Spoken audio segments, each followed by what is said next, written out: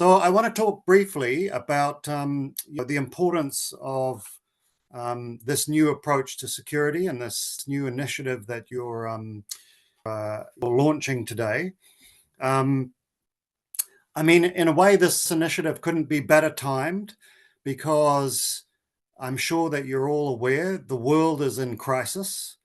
The conflict that's currently going on in the Middle East is threatening not just the lives of millions of people in that region, but it's also threatening the international legal and normative order. In many ways, because the contradictions that lie at the heart of traditional security are being exposed in that conflict. There's a profound crisis going on here, both strategically, but also philosophically and normatively. And that's because the dominant approach to security has so many internal problems, and it has such a poor record of actually bringing security and peace and justice and the improvement in the human condition.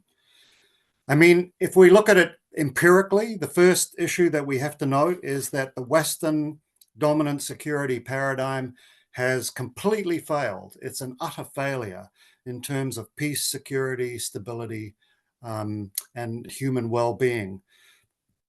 Even if we just only look at the last sort of 20 years of the war on terror, the Brown University Costs of War project has estimated that something like 4.5 million people have died as a result of that war. And that war has taken in large parts of Africa as well. And if we consider the number of people tortured, the expansion of the drone program, the tens of millions of people displaced, the kind of instability that's come to North Africa, to the Middle East and elsewhere. And then if we look at the death and destruction that's currently going on in Palestine, Lebanon, Syria, Yemen, and so on, we have to say that this is both a strategic and a tactical failure. I mean, there's a strategic failure here to bring peace, to bring security, to bring stability, to bring democracy, as the proponents of this approach claimed that they would do. But there's also tactical failures. This dominant approach to security cannot even achieve the minimal goals of defeating a very localized group like Hamas or Hezbollah, who don't have any of the major weapons platforms that their opponents have. So empirically, we can say this is a completely failed paradigm. But I think theoretically and conceptually as well, it's very obvious that the dominant Western security paradigm has failed because it's rooted in misconceptions about the utility of violence as an instrument of deterrence and security. I mean, the parable or the saying that Dr. Suleiman was just talking about applies to this, that when you apply violence to people, they won't always submit. In many cases, that will cause them to resist. And that's what we see right across the world, but in particular, we see that in Gaza and Lebanon today. It's also rooted in a dominatory approach to sovereign power and hegemony. It's kind of the Pax Romana approach, but also drawing from Thomas Hobbes and the notion of the Weberian monopoly on the instruments of violence. It gives violence a key role and a key place, perhaps the key place. And in many ways, it fails to understand the way in which, as I just said, the wielding of violent power often creates and sustains resistance from those who are dominated. And so that is always a recipe for further conflict and violence. And I think the third thing is we have to acknowledge, and this is becoming more and more clear, that the Western security paradigm is deeply implicated in and rooted in the coloniality of knowledge and the coloniality of power. And there are some very obvious ways in which we can see this. We can see it in the language that gets used and the kind of epistemological binaries and the dominant myths that surround it. The notion of peace versus war or pacification, civilization versus savagery, secular versus religious, and all the kind of usual dichotomous tropes that are wielded out in order to justify the application of military force. I mean, these come straight from the colonial era. And in fact, those historical continuities of practice can be seen, for example, in the War on Terror, the US colonial suppression of the native populations in the United States itself, but also in the Philippines at the turn of the century there. I mean, these practices were then the same practices that the United States tried to use in Afghanistan and Iraq and elsewhere during the War on Terror. I've just recently also been studying and learning about the ways in which the British, whose first colonial conquest was Ireland, brought members of what was called the Black and Tan, who were this kind of state militia group used to suppress rebellion in Ireland, and they brought them to Palestine. And in Palestine, they taught the sort of early militias that later became the Israeli Defense Forces in the same techniques. And so in some ways, the current counterinsurgency that the Israeli forces are using against Hamas actually have their lineage in British colonial action, pacification action in Ireland. And in all these ways, we can see the kind of deep coloniality of power that's being expressed through the dominant Western security paradigm. And then, we clearly have to acknowledge here that this is a deeply racist paradigm in which, despite the rhetoric that often comes out about universal human rights and about humanitarianism and internationalism, it's actually based on a hierarchy of the value of lives. And we've seen this very, very clearly, most clearly in the current conflict in the Middle East, but we've also seen it in a great many conflicts that have ravaged Africa in the past few decades, where the lives of people of color are always given much less worth than the lives of Europeans, of North Americans, and in this case of Israelis. Judith Butler talks about grievable and ungrievable lives. And I think the Western security paradigm is rooted in a kind of matrix, a moral matrix of which lives on this planet are worth more than others. Now, the inherent contradiction of that in this dominant Western paradigm is coming out in the current historical moment as it's being played out in Gaza and Lebanon. And in many ways, that contradiction is starting to, I suppose, deeply destabilize and crumble the existing so-called liberal international order. And it's destabilizing and really damaging the international legal order. And it's making us realize that in many ways, that international legal order was kind of a cover.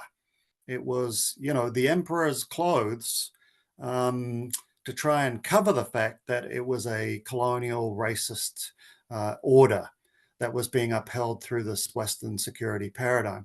Well, we can now see the emperor has no clothes, and the hypocrisies are starting to emerge. And I mean, the problem here is not just that this dominant paradigm, this dominant colonial racist paradigm and approach is inherent to the practices of the dominant Western powers. In actual fact, it's more universal than that. And it's been picked up, it's been adopted by almost all states in the world. And it's used by a great many regimes to suppress opposition, to consolidate regime power, to try and maintain elite dominance in great many societies. And we see examples of its adoption right around the world and right across Africa. The implement of the War on Terror in places like the Horn of Africa, Nigeria, Mali, and elsewhere. Now, for all these reasons, I think the total failure of the Western security paradigm and its role in maintaining the coloniality of knowledge and the coloniality of power, this is the perfect moment. This is the ideal moment for a new critical non-Western and African approach to security. And as Dr. Suleiman said, the first task of this new approach has to be to unlearn and to de-link from the dominant approach. It has to be to deconstruct that approach and its applications, particularly in theaters across Africa, and reveal its failures, its contradictions, its inequities, its racism. And then I think there's going to be a need to explore new epistemologies, new ontologies of security, and to root these new security approaches in new ethical frameworks. And I'm sure you all will know that there are very long-standing and rigorous philosophical and ethical frameworks within Africa, such as Ubuntu. So this will have to engage with kind of a new intellectual self-determination, if you like, of African security, or the indigenization of security knowledge and practice within Africa. And this is going to involve elevating non-Western voices and perspectives, histories, experiences, and philosophies. And it's not going to be easy, because the dominant approach, which is so embedded in universities, think tanks, governments, intergovernmental organizations, the United Nations, so many structures across the entire globe, it's going to take